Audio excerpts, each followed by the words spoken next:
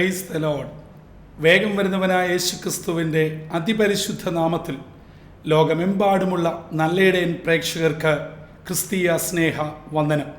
വീണ്ടും നമുക്കൊന്നിച്ച് ദൈവവചനത്തിൻ്റെ കീഴിലായിരിക്കാൻ ആയുസ്സും ആരോഗ്യവും നൽകിയ സർവശക്തനായ ദൈവത്തിന് നന്ദിയും സ്തുതി സ്തോത്രങ്ങളും അർപ്പിക്കുന്നു.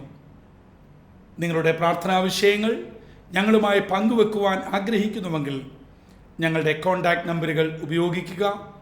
ഇമെയിൽ ID എന്നിവയിൽ കൂടെ നമുക്കൊന്നിച്ച് പ്രാർത്ഥനയിൽ പങ്കുകാരാകുവാനും നമ്മുടെ വിഷയങ്ങൾക്ക് സ്വർഗീയ പിതാവ് വിടുതൽ നൽകി കർത്താവിനെ സ്തുതിപ്പാനും ഇടയാവട്ടെ.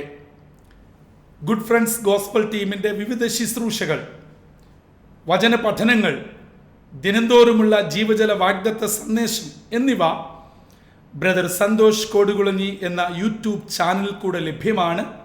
നിങ്ങൾ ഓരോരുത്തരും സബ്സ്ക്രൈബ് ചെയ്ത് വചന ശുശ്രൂഷയിൽ പങ്കുചേരുക, അനുഗ്രഹം പ്രാപിക്കുക.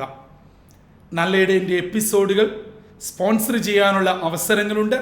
പരിശുദ്ധാത്മാവ് നിങ്ങൾക്കതിന് പ്രേരണ നൽകുന്നുവെങ്കിൽ ദയവായി ഞങ്ങളുമായി ബന്ധപ്പെടുക. അങ്ങനെ നമുക്കൊന്നിച്ചു ചേർന്ന് ദൈവരാജ്യത്തിന് വേണ്ടി പ്രവർത്തിപ്പാൻ കർത്താവ് നമ്മളെ സഹായിക്കട്ടെ.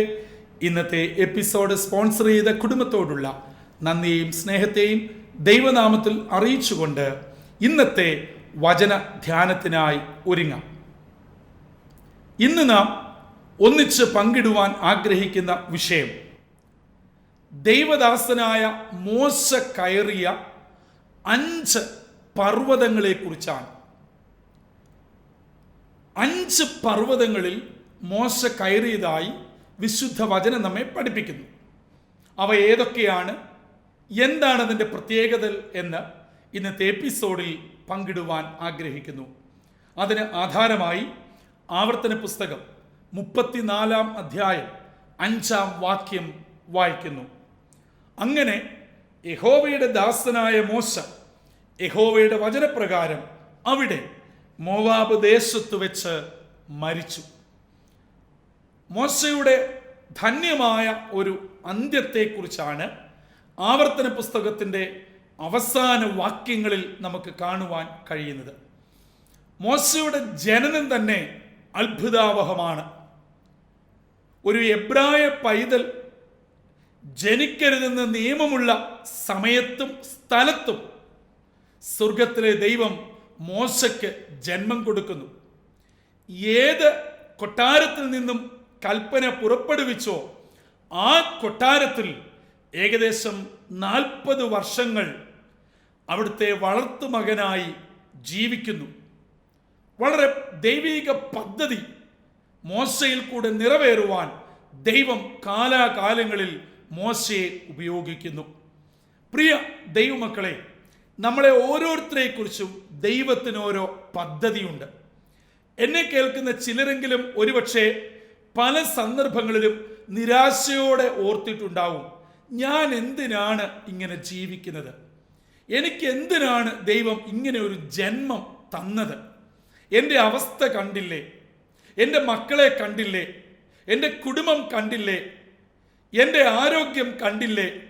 എൻ്റെ ഭവനത്തിൻ്റെ അവസ്ഥ, എൻ്റെ സാമ്പത്തിക നിലവാരം, എൻ്റെ ബിസിനസ്, ഇങ്ങനെ നീണ്ടുപോകുന്നു നമ്മുടെ ദീനരോധന പട്ടിക.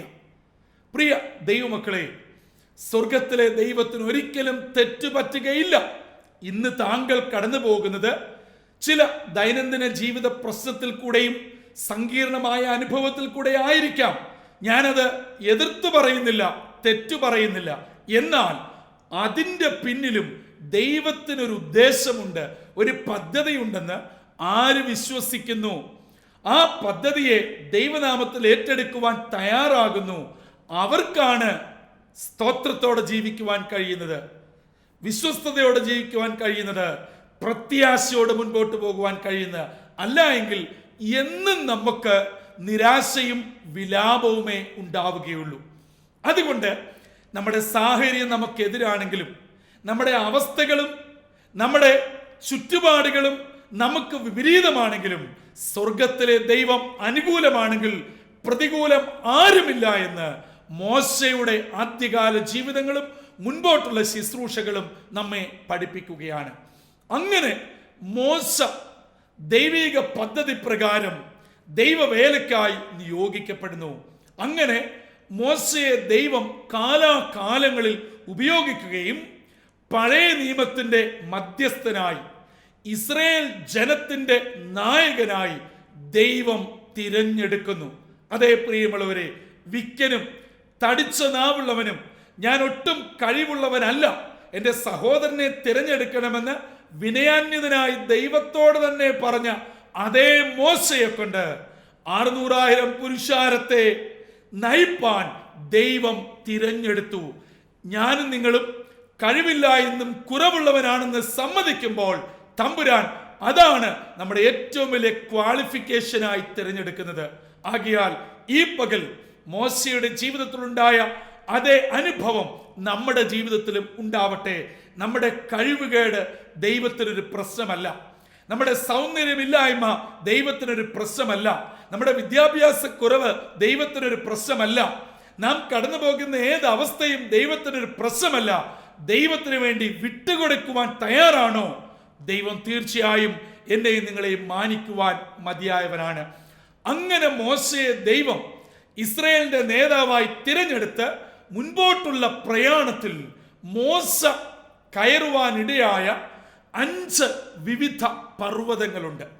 ആ പർവ്വതങ്ങൾ, അതിൻ്റെ കാരണങ്ങൾ, അതിൻ്റെ പിന്നാമ്പുറങ്ങൾ വളരെ പെട്ടെന്ന് വചനത്തിൽ കൂടെ പങ്കിടുവാൻ ആഗ്രഹിക്കുകയാണ്. ഒന്നാമത്തെ പർവ്വതം ഹോരേബ് പർവ്വതം. പുറപ്പാട് പുസ്തകം 3-ാം അധ്യായം 1 മുതൽ 3 വരെയുള്ള വാക്യങ്ങളിൽ നാം അത് കാണുന്നു. ഒന്നാമത്തെ പർവ്വതം ദൈവവിളിയുടെ പർവ്വതം. ഇതാ ദൈവത്തിന്റെ പദ്ധതി മോശയിൽ നിറവേറുന്നു. മോശ 40-ാം വയസ്സിൽ ദൈവത്തിന്റെ പദ്ധതി അനുസരിച്ച് ഇതാ ഓടിപ്പോവുകയാണ്. തൻ്റെ അമ്മാവിയപ്പനും പുരോഹിതനുമായ മിദ്യാനിലെ യിത്രോയുടെ ആടുകളെ മേയ്ക്കുന്ന ഒരു പ്രത്യേക ശുശ്രൂഷയിൽ ഏർപ്പെട്ടു. അങ്ങനെ അടുത്ത 40 വർഷം മോശ ആടുകളെ മേയിച്ചുകൊണ്ട് നടക്കുമ്പോൾ ദൈവത്തിന്റെ സമയം എത്തിയപ്പോൾ ഇതാ ഹോരേബിൽ മോശ ഒരു പുതിയ കാഴ്ച കാണുന്നു. തൻ്റെ ജീവിതയാത്രയിൽ ഇതാ കത്തുന്നതോ മുൾപ്പടർപ്പ് തീ പടരുന്നതോ ഒന്നും മോശയ്ക്കൊരു പുതുമയുള്ള കാര്യമല്ല. പക്ഷേ ഇപ്രാവശ്യം മോശ കണ്ടത് വ്യത്യസ്തമായ ഒരു പുതിയ കാഴ്ചയാണ്. മുൾപ്പടർപ്പ് തീ കൊണ്ട് കത്തുന്നുണ്ട്, പക്ഷേ അത് വെന്തു പോകുന്നില്ല. ഇതുവരെ താൻ കാണാത്ത ഒരു കാഴ്ച. അതെന്താണെന്ന് അറിയുവാൻ താൻ മുൻപോട്ട് പോകുമ്പോൾ മോശേ മോശേ എന്ന് 2 പ്രാവശ്യം സ്വർഗത്തിലെ ദൈവം മോശയെ വിളിക്കുകയുണ്ടായി. എന്നെ കേൾക്കുന്ന ദൈവമക്കളെ, ഈ നാളുകളിൽ ഞാനും നിങ്ങളും ദൈവവിളി കേൾക്കേണ്ടത് ആവശ്യമുണ്ട്. ഓർക്കുക, ദൈവവിളി കേട്ട ആരെങ്കിലും അഗണ്യമായി അതിനെ കളഞ്ഞിട്ടുണ്ടെങ്കിൽ ഇന്ന് നിങ്ങളോട് ഹൃദ്യമായി ദൈവത്തിന്റെ പരിശുദ്ധാത്മാവ് ഓർമ്മപ്പെടുത്തുന്നു. നിങ്ങളെ വിളിച്ചവന്റെ വിളിക്കനുസരിച്ച് വിശ്വസ്തയോടെ ജീവിപ്പാൻ ദൈവസന്നിധിയിലേക്ക് മടങ്ങി വരിക. കഴിഞ്ഞ നാളുകളിൽ ദൈവവിളി കേട്ടിട്ട് ഇറങ്ങിത്തിരിക്കുകയും പ്രതീക്ഷിച്ച വിധത്തിൽ ശോഭിക്കുവാൻ കഴിയാതെ കർത്താവിന്റെ വേലയിൽ നിന്ന് പിന്മാറിപ്പോയ ആരെങ്കിലും എന്നെ കേൾക്കുന്നുവെങ്കിൽ താങ്കളോടുമുള്ള ദൂതായി ഇത് ഏറ്റെടുക്കുക. മോശേ മോശേ, നീ മുൻപോട്ട് വരുവാൻ ഒരു പ്രാവശ്യം കൂടെ ചിന്തിക്കേണ്ടിയിരിക്കുന്നു. ഇത് വിശുദ്ധ സ്ഥലമാണ്. നിന്റെ അശുദ്ധിയുടെ ചെരുപ്പ് എറിഞ്ഞുകളാ. നിന്നെ കുറിച്ച് എനിക്കൊരു പദ്ധതിയുണ്ട്. ദൈവത്തിന്റെ പർവ്വതമായ ഹോരേബിൽ മോശ ദൈവത്തിന്റെ വിളി കേട്ടു. 3 കാര്യം മോശയോട് ദൈവം പറഞ്ഞു. മോശയോട് പറയാണ്, എന്റെ ജനത്തിന്റെ കഷ്ടത ഞാൻ കണ്ടു. ഊഴിയ വിചാരകന്മാർ മുഖാന്തരമുള്ള അവരുടെ നിലവിളി ഞാൻ കേട്ടു. മാത്രമല്ല, അവരുടെ അവസ്ഥ ഞാൻ അറിയുന്നു. ഇസ്രായേൽ ജനമായ തന്റെ ജനത്തിന്റെ 3 അവസ്ഥകൾ ഞാൻ കണ്ടു, കേട്ടു, അറിയുന്നു. അതേ പ്രിയമുള്ളവരെ, നമുക്ക് ചുറ്റും അനേകര് യേശുവിനെ അറിയാതെ അടിമത്തത്തിൽ കഴിയുന്നു. അവരിൽ നിന്നും അവയെ വിടുവിച്ച് നിത്യ സ്വാതന്ത്ര്യത്തിലേക്ക് കർത്താവിലേക്ക് ആനയിക്കുവാൻ ഒരു ദൈവവിളിക്കായി ഇന്ന് ഞാൻ നിങ്ങളും വിട്ടുകൊടുക്കുക. അതുകൊണ്ട് ദൈവരാജ്യത്തിന്റെ പദ്ധതിക്ക് വേണ്ടി സ്വർഗത്തിലെ ദൈവം നമ്മെ ഓരോരുത്തരെയും വിളിക്കുകയാണ്. പ്രിയ മാതാപിതാക്കളെ, നമ്മുടെ കുഞ്ഞുങ്ങൾക്ക് വേണ്ടി നമുക്ക് പ്രാർത്ഥിക്കാം. വരും തലമുറ കർത്താവിന്റെ സാക്ഷികളായി ജീവന്റെ വചനവുമായി ലോകം മുഴുവനും സഞ്ചരിക്കുവാൻ, യേശുവിനെ കൊടുക്കുവാൻ നമുക്ക് പ്രാർത്ഥിക്കാം. ദൈവവിളി കേൾക്കുവാൻ നമ്മുടെ തലമുറയ്ക്ക് വേണ്ടി നമുക്ക് ജാഗരിക്കാം. അതുകൊണ്ട് ഒന്നാമതായി മോശ കയറിയ പർവ്വതം ഹോരേബ് പർവ്വതം, ദൈവവിളിയുടെ പർവ്വതം. രണ്ടാമത് മോശ കയറിയ പർവ്വതം യഹോവ നിസ്സി. പുറപ്പാട് പുസ്തകം 17-ാം അധ്യായം 8 മുതൽ 10 വരെയുള്ള വാക്യങ്ങൾ. പ്രാർത്ഥനയുടെ പർവ്വതം. ഇത് ഒരു കുന്നാണ്. ആ കുന്നിൽ മോശ കയറി പ്രാർത്ഥിച്ചു. അവിടെ യഹോവ നിസ്സി, യഹോവ എന്റെ കൊടി എന്ന് പേരിട്ടു. സാഹചര്യം നമുക്കറിയാം. ഇതാ അമാലേക്കിനോടുള്ള യുദ്ധം നടക്കുന്ന കാലം. ഈ സമയത്ത് യുദ്ധത്തിന് ജനം പോകുകയാണ്. യോശുവയുടെ നേതൃത്വത്തിൽ ജനങ്ങൾ യുദ്ധത്തിന് പോകുമ്പോൾ മോശ ദൈവസന്നിധിയിൽ ജനത്തിന് വേണ്ടി മധ്യസ്ഥത അണയ്ക്കുന്ന പ്രാർത്ഥനയുടെ കുന്നാണ് യഹോവ നിസ്സി, രണ്ടാമത്തെ പർവ്വതം. ഇതാ മോശ ദൈവസന്നിധിയിൽ ഈ കുന്നിന് മുകളിൽ കയറിയിരുന്ന് യോശുവയുടെ നേതൃത്വത്തിൽ അമാലേക്കിനോട് യുദ്ധം നടക്കുമ്പോൾ തന്റെ ജനത്തിന് വിജയത്തിന് വേണ്ടി മധ്യസ്ഥത അണയ്ക്കുകയാണ്.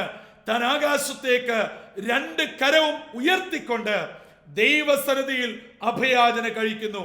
ഒരു മനുഷ്യൻ എന്നുള്ള നിലയിൽ നമുക്കറിയാം 80 വയസ്സ് കഴിഞ്ഞ മോശയാണ്. ഒരു ശാരീരിക ക്ഷീണം എന്നുള്ള നിലയിൽ ദീർഘനേരം കൈ ഉയർത്തി പ്രാർത്ഥിച്ചപ്പോൾ തന്റെ കൈ ക്ഷീണിച്ചു, തളർന്നു. കൈ താഴോട്ട് താഴുമ്പോൾ തന്റെ ജനം പരാജയത്തിലേക്ക് കൂപ്പുകുത്തുക. ഇത് കണ്ടുകൊണ്ട് തന്റെ കൂടെ ഉണ്ടായിരുന്ന അഹരോനും ഹൂരും 2 പേരും കൂടെ ഇരുന്ന് മോശയുടെ കരം താങ്ങിക്കൊടുത്തു.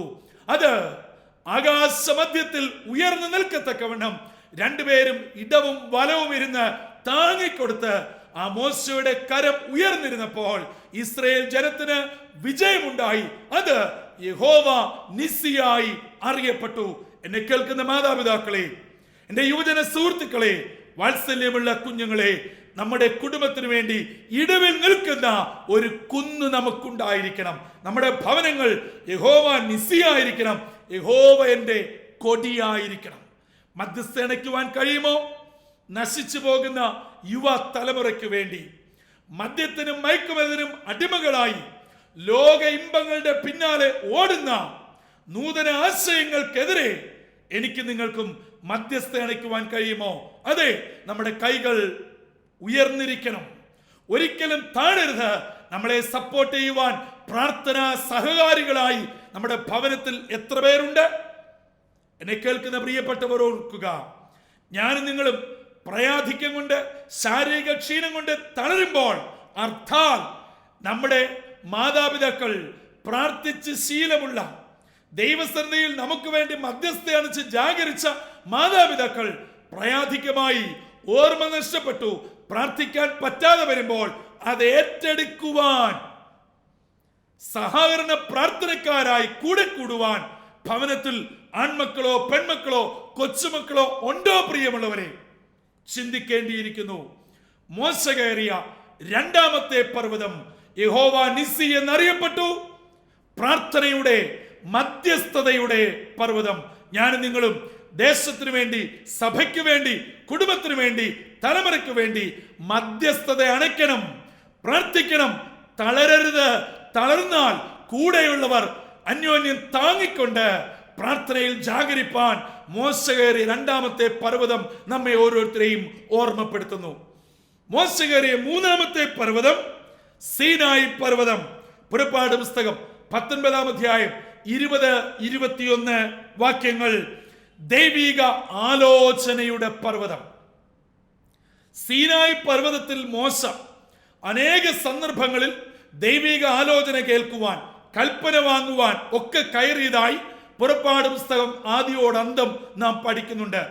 നാം പറഞ്ഞ ഈ പ്രസ്തുത ഭാഗത്ത് ദൈവം മോശയോട് പറയുകയാണ്, ജനത്തോട് നീ എന്ത് പറയണം, നിഷ്കർഷയായി നീ എന്ത് കൽപ്പിക്കണം, അവർ എവിടെ നിൽക്കണം, അവർക്ക് കൃത്യമായ മാർഗനിർദ്ദേശം, രൂപരേഖ നൽകുന്ന ദൈവിക ആലോചനയുടെ പർവ്വതമാണ് സീനായ് പർവ്വതം. മുൻപോട്ട് മോശയുടെ യാത്രയിലൊക്കെ നമുക്കിത് കാണാം.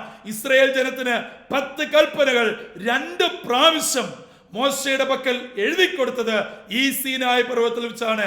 ചുരുക്കത്തിൽ ദൈവജനമേ, നമ്മൾ എങ്ങനെ ജീവിക്കണം, എങ്ങനെ വർത്തിക്കണം, എങ്ങനെ ശുശ്രൂഷിക്കണം, ഒരു ക്രിസ്തീയ ജീവിതം എങ്ങനെ നയിക്കണമെന്ന് ഒരു സീനായി പർവ്വതത്തിന്റെ അനുഭവം നമുക്കുണ്ടാകണം. മോശ അതിരാവിലെ കുളിച്ച് വൃത്തിയായി പ്രാർത്ഥനയോടെ സീനായി പർവ്വതത്തിൽ ചെന്നതായി പുറപ്പാട് പുസ്തകം നമ്മെ പഠിപ്പിക്കുന്നു. അതെ, ദൈവിക ആലോചനയ്ക്കായി നാം മോശയെ പോലെ ദൈവസന്നിധിയിൽ താണിരിക്കണം. നമുക്കറിയാം, ഇന്ന് ഒരു വിഷയമുണ്ടായാൽ, ഒരു സംശയം തോന്നിയാൽ നാം ഒക്കെ ചെയ്യുന്നത് എന്താണ്? വളരെ പെട്ടെന്ന് ഗൂഗിളിനകത്തിൽ സെർച്ച് ചെയ്യുകയാണ്. എന്നാൽ നമ്മുടെ പിതാക്കന്മാർ എന്താ ചെയ്തത്? അവർ അവരുടെ വേദപുസ്തകം എടുത്തുകൊണ്ട് പ്രാർത്ഥനയുടെ പായിട്ട് സ്വർഗീയ ഗൂഗിളിൽ സെർച്ച് ചെയ്യും. എൻ്റെ ദൈവത്തിന് എന്താണ് എന്നോട് പറയാനുള്ളത്, ഈ വിഷയത്തിന്മേൽ ദൈവത്തിന്റെ ആലോചന എന്താണ്? അത് ആ ആലോചന ഹൃദയംഗമായി ഏറ്റെടുത്ത് ശിരസ വഹിച്ചുകൊണ്ട് പ്രാർത്ഥനയോടെ മുൻപോട്ട് പോയ ആ ഒരു തലമുറയുടെ പിൻതലമുറയാണ് ഞാനും നിങ്ങളും. നിർഭാഗ്യവശാൽ നാമും നമ്മുടെ തലമുറയും ആധുനിക സാങ്കേതിക വിദ്യയുടെ അതിപ്രസരത്താൽ ദൈവവചനം വിട്ടുപോയി, ദൈവീയ ആലോചന വിട്ടുപോയി. മറിച്ച് ഗൂഗിളിൽ സെർച്ച് ചെയ്യുന്ന നാമതേ ക്രിസ്ത്യാനികളായി മാറിയിരിക്കുന്നു. ഇന്ന് ഈ വചനം കേൾക്കുമ്പോൾ ഒരു മടങ്ങി വരവിന് തയ്യാറാകണം. ദൈവിക ആലോചന കേൾക്കുവാൻ സീനായി പർവ്വതത്തിലേക്ക് മോശ കയറിപ്പോയി. യേശുക്രിസ്തുവിന്റെ ഇഹലോക ജീവിതത്തിൽ യേശുവും പിതാവുമായി അഭേദ്യമായ സംസർഗത്തിലും ബന്ധത്തിലും പിതാവിനോട് ആലോചന ചോദിച്ച് പ്രാർത്ഥിച്ച് താൻ ഓരോ കാര്യങ്ങൾ ചെയ്തതായി ദൈവവചനം നമ്മെ പഠിപ്പിക്കുന്നു. അതേ പ്രിയമുള്ളവരെ, നമ്മുടെ പ്രവർത്തനങ്ങൾ ഓരോ ചുവടും ദൈവിക ആലോചനയ്ക്ക് അനുസരിച്ച് ആവട്ടെ. പുറപ്പാട് പുസ്തകം 34-ാം അധ്യായം 1 മുതൽ 4 വരെ 29 ഈ വാക്യങ്ങൾ വായിക്കുമ്പോൾ സീനായി പർവ്വതത്തിൽ ദൈവത്തോട് കൂടെയായിരുന്ന മോശ ദൈവ സാന്നിധ്യം വിട്ട് ഇറങ്ങി വന്നപ്പോൾ മോശയുടെ ത്വക്ക് പ്രകാശിച്ചതായി താഴ്വാരത്തിലുള്ള ജനം കണ്ടതായി ദൈവത്തിന്റെ വചനം നമ്മെ പഠിപ്പിക്കുന്നു. ദൈവിക ആലോചന നാം ശ്രവിക്കുമ്പോൾ നാം ദൈവകൃപയാൽ നിറയുവാൻ ഇടയായിത്തീരും. 4-ാമതായി മോശ കയറിയ പർവ്വതമാണ് ഹോർ പർവ്വതം. സംഖ്യാപുസ്തകം 20-ാം അധ്യായം 27-ാം വാക്യം. ഹോർ പർവ്വതം നമ്മെ പഠിപ്പിക്കുന്നത് അഭിഷേക കൈമാറ്റത്തിന്റെ പർവ്വതമാണ്. എന്താണ് അഭിഷേക കൈമാറ്റം? ദൈവം മോശയോട് പറയുകയാണ്, നീ അഹരോന്റെ മകനായ എലയാസറിനെ കൂട്ടി ഹോർ പർവ്വതത്തിൽ കയറണം. കാരണം അഹരോൻ ജനത്തോട് ചേരാൻ കാലമായി. കലഹജലത്തിങ്കിൽ വെച്ച് അവൻ ചെയ്ത പ്രവൃത്തി മുഖാന്തരം ഇനി അവന് മുൻപോട്ട് യാത്രയില്ല. ദൈവത്താൽ തിരഞ്ഞെടുക്കപ്പെട്ട ആദ്യത്തെ മഹാപുരോഹിതന്റെ ശുശ്രൂഷ ഈ ഭൂമിയിലേത് അവസാനിക്കുന്നു. എന്നാൽ ദൈവത്തിന്റെ ശുശ്രൂഷ അവസാനിക്കുന്നില്ല. ആ ശുശ്രൂഷ അടുത്ത തലമുറയിലേക്ക് കൈമാറുകയാണ്. സംഖ്യാപുസ്തകം 20-ാം അധ്യായം 22 മുതൽ 26 വരെയുള്ള വാക്യങ്ങളിൽ നാം കാണുന്നു, അങ്ങനെ മോശ എലയാസറിനെ കൂട്ടി ഹോർ പർവ്വതത്തിലേക്ക് കയറുന്നു. അവിടെ നാം കാണുന്നുണ്ട് 28-ാം വാക്യത്തിൽ അഹരോന്റെ വസ്ത്രം എലയാസറിന്റെ മേൽ കൊടുത്ത് എലയാസറിനെ, അഹരോന്റെ മകനെ, പുതിയ ശുശ്രൂഷയ്ക്കായി നിയോഗിക്കുന്നു. അതേ പ്രിയമുള്ളവരെ, ഒരു ശുശ്രൂഷയുടെ അഭിഷേകത്തിന്റെ കൈമാറ്റം ഈ നാളുകളിൽ വേണം. ഞാൻ ചോദിക്കട്ടെ, നമ്മുടെ ഭവനങ്ങളിൽ കർത്താവിന്റെ വേല ചെയ്ത അനേക ഭക്തന്മാരായ ദൈവമക്കൾ ഉണ്ടായിരിക്കാം. അടുത്ത തലമുറയിൽ ആ പെട്ടകം ചുമ്മുവാൻ നിങ്ങളുടെ കുടുംബത്തിൽ ആരുണ്ട്? MBBS-നും എഞ്ചിനീയറിംഗിനും ചാർട്ടേഡ് അക്കൗണ്ടൻസിക്കും ഒക്കെ പഠിക്കുന്നു നമ്മുടെ കുഞ്ഞുങ്ങൾ. നല്ലത് തന്നെ. തീർച്ചയായും നല്ല വിദ്യാഭ്യാസം വേണം. എന്നാൽ അതോടൊപ്പം ഈ ജീവന്റെ വചനമാകുന്ന പെട്ടകം ചുമ്മുവാൻ അഭിഷേക കൈമാറ്റം നമ്മുടെ ഭവനങ്ങളിൽ ഉണ്ടോ? അതില്ലാതെ ദൈവദാസന്മാരെയും ദൈവമക്കളെയും കുറ്റപ്പെടുത്തുന്ന വളരെ നീചമായ സ്വഭാവത്തിന്റെ ഉടമകളല്ലേ ഞാനും നിങ്ങളും? ഗോസിപ്പ് പരത്തുവാൻ നാം വളരെ താല്പര്യമുള്ളവരാ. എന്നാൽ ദൈവവേലയ്ക്ക് ഈ ശുശ്രൂഷയുടെ കൈമാറ്റത്തിന്, അഭിഷേക കൈമാറ്റത്തിന് എത്ര പേർ തയ്യാറാണ്? ആവർത്തന പുസ്തകം 34-ാം അധ്യായം 9-ാം വാക്യത്തിൽ നാം വായിക്കുന്നുണ്ട്, മോശ നൂന്റെ മകനായ യോശുവെ കൈവച്ച് അനുഗ്രഹിച്ചുകൊണ്ട് അവൻ ജ്ഞാനസമ്പൂർണനായിരുന്നു. അതേ പ്രിയമുള്ളവരെ, നമ്മുടെ അടുത്ത തലമുറയെ കൈവച്ച് നമുക്ക് അനുഗ്രഹിക്കാം. അടുത്ത തലമുറ ജീവന്റെ വചനവും ഏന്തിക്കൊണ്ട് ലോകം മുഴുവനും സഞ്ചരിക്കട്ടെ. അതുകൊണ്ട് നാലാമായിട്ട് നമ്മൾ കണ്ടത് ഹോർ പർവ്വതം, അതായത് അഭിഷേക കൈമാറ്റത്തിന്റെ പർവ്വതം. അഞ്ചാമത്തെയും അവസാനത്തെയും പർവ്വതം നെബോ പർവ്വതം. ആവർത്തന പുസ്തകം 34-ാം അധ്യായം 1-ാം വാക്യത്തിൽ നിത്യതയുടെ പർവ്വതം, അതായത് മോശയുടെ നല്ല അന്ത്യത്തിന്റെ പർവ്വതമാണ്. നമുക്ക് സാഹചര്യങ്ങൾ അറിയാം. നമ്മൾ ആമുഖമായി വായിച്ച ആവർത്തനം 34:5 പറയുന്നു, വചനപ്രകാരം മോശ മരിച്ചു. ദൈവമക്കളെ, ഒരു ദൈവ പൈതലിന്റെ അവകാശമാണ് നല്ല അന്ത്യം എന്നുള്ളത്. പിറുപിറുത്ത് ശപിച്ച് ദുഷിച്ച് മരിക്കുവാനല്ല. ഞാനും നിങ്ങളും നല്ല ഒരു അന്ത്യത്തിന്റെ ഉടമകളാണ്. ഉൽപ്പത്തി പുസ്തകം പഠിക്കുമ്പോൾ പിതാക്കന്മാരൊക്കെ അനുഗ്രഹത്തോടെ ജനത്തോടെ ചേർന്നു. കാൽ കട്ടിന്മേൽ എടുത്തു വെച്ച് തന്റെ ജനത്തോട് ചേർന്ന പിതാക്കന്മാരുടെ നല്ല മാതൃകൾ ഈ നാളുകളിൽ നമുക്ക് വേണം.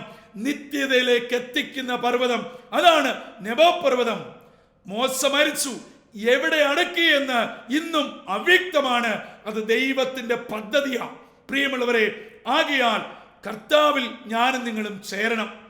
ഒരു നല്ല അവസാനം നമുക്കുണ്ടാവണം. നമ്മുടെ നിത്യത കർത്താവിനോടുകൂടെ ചിലവഴിക്കണം. എന്നെ കേൾക്കുന്ന പ്രിയ ദൈവജനമേ, നിത്യതയെക്കുറിച്ചോ മുൻപോട്ടുള്ള കാര്യങ്ങളെക്കുറിച്ചോ ഞാൻ പറയേണ്ട ആവശ്യമില്ല. ക്രൈസ്തവ ലോകത്തിന് വളരെ പരിചിതമാണ്. പക്ഷേ നമുക്ക് വേണ്ടത് നല്ല ഒരു അന്ത്യമാണ്. ആ നല്ല അന്ത്യം ലഭിക്കണമെങ്കിൽ, ആ നല്ല അന്ത്യത്തിന് ശേഷം നിത്യതയിൽ എത്തണമെങ്കിൽ യേശുക്രിസ്തുവിനെ രക്ഷകനും കർത്താവുമായി അംഗീകരിച്ച് 2 കൊരിന്ത്യർ 5:17 പറയുന്നത് പോലെ ഒരുവൻ ക്രിസ്തുവിലായാൽ അവൻ പുതിയ സൃഷ്ടിയാകണം. പഴയത് മാറി പുതിയതാകുന്ന ക്രിസ്തുവിനെ സ്വീകരിച്ച് അകത്തെ മനുഷ്യൻ ബലപ്പെടുമ്പോൾ 1 തെസ്സലോനി 4:16-17 പറയുന്ന പോലെ ക്രിസ്തുവിൽ മരിക്കുന്നവർ മുൻപേ ഉയർത്തെഴുന്നേൽക്കും. അങ്ങനെ വാനമേഘങ്ങളിൽ കർത്താവിനോടുകൂടി ചേരുവാൻ സ്വർഗത്തിലെ ദൈവം നമ്മെ ഇടയാക്കും. അതെ, മോശ കയറിയ 5 പർവ്വതങ്ങൾ, അതിന്റെ അർത്ഥങ്ങൾ, അതിന്റെ പിന്നാമ്പുറങ്ങൾ, ഈ ചിന്തകൾ നമ്മുടെ ജീവിതത്തെ വ്യക്തമായി സ്വാധീനിക്കട്ടെ. നമ്മുടെ കുടുംബങ്ങളിൽ ഈ അവസ്ഥയിലേക്ക് എത്തിച്ചേരുവാൻ ഈ വചന ശുശ്രൂഷ നമ്മിൽ ഒരു വെല്ലുവിളി ഉണർത്തട്ടെ. ആ നിലയിൽ കർത്താവിന്റെ കരങ്ങളിൽ ഏൽപ്പിച്ചുകൊണ്ട് മോശയെ പോലെ കർത്താവ് പറഞ്ഞിടത്തൊക്കെ പോകുവാൻ, ശുശ്രൂഷിപ്പാൻ, നല്ല ഒരു അന്ത്യം ലഭിച്ച് നിത്യതയുടെ തുറമുഖത്തെത്തുവാൻ സർവകൃപാലുവായ ദൈവം നമ്മെ ഓരോരുത്തരെയും സഹായിക്കട്ടെ. ആ നിലയിൽ തങ്ങളുടെ ജീവിതങ്ങളെ ക്രമപ്പെടുത്തി സമർപ്പിക്കുവാൻ ആഗ്രഹിക്കുന്നുവെങ്കിൽ ആയിരിക്കുന്ന ഇടങ്ങളിൽ എന്നോട് ചേർന്ന് പ്രാർത്ഥിക്കുവാൻ തയ്യാറാവുക. നമുക്കൊന്നിച്ചു ചേർന്ന് പ്രാർത്ഥിക്കാം. നിത്യനായ ദൈവമേ, സ്വർഗീയ പിതാവേ, ധന്യമായ സമയത്തിനായ സ്തോത്രം. പഴയ നിമിത്തത്തിന് മധ്യസ്ഥനായ മോശയുടെ ജീവിതത്തിൽ ദൈവിക നിയോഗപ്രകാരം കയറിയ 5 പർവ്വതങ്ങളെ കുറിച്ച് ഇന്ന് ഞങ്ങൾക്ക് കേൾക്കുവാനിടയായി. ഞങ്ങളുടെ ജീവിതങ്ങളും ഇതേ നിലയിൽ ധന്യമായി തീരുവാൻ, അനുഗ്രഹിക്കപ്പെടുവാൻ അപ്പം ഞങ്ങളെ സഹായിക്കണമേ. ആ നിലയിൽ തങ്ങളെ തന്നെ സമർപ്പിച്ച് അങ്ങയുടെ വേലയ്ക്ക് വേണ്ടി, നല്ല അന്ത്യത്തിന് വേണ്ടി നിത്യത പോകുവാൻ ആഗ്രഹിക്കുന്ന ഈ നിന്റെ കുഞ്ഞുങ്ങളെ അവിടുന്ന് അനുഗ്രഹിക്കണമേ. മനുഷ്യായുസ്സിൽ കർത്താവിന് വേണ്ടി ജീവിപ്പാനും നിത്യത അങ്ങയോട് ചേർന്നായിരിക്കാനും ഞങ്ങളേവരെയും ഒരുക്കണമെന്ന് യേശു മിശിഹാ മൂലം അപേക്ഷിക്കുന്നു. കൃപയോടെ കേൾക്കുമാറാകണമേ. ആമേൻ, ആമേൻ, ആമേൻ. പ്രിയ ദൈവമക്കളെ, ഇന്നത്തെ വചനപ്രകാരം നമ്മുടെ ജീവിതങ്ങളെ ക്രമപ്പെടുത്തി ദൈവിക ആലോചനയ്ക്കായി നമ്മളെ തന്നെ സമർപ്പിക്കാം. അങ്ങനെ ഒരു ധന്യ ജീവിതത്തിന്റെ ഉടമകളായി തീരട്ടെ. ഇന്നത്തെ എപ്പിസോഡ് സ്പോൺസർ ചെയ്ത പ്രിയപ്പെട്ടവരോടുള്ള നന്ദിയെ സ്നേഹത്തെയും ദൈവനാമത്തിൽ അറിയിക്കുന്നു. God blesses all.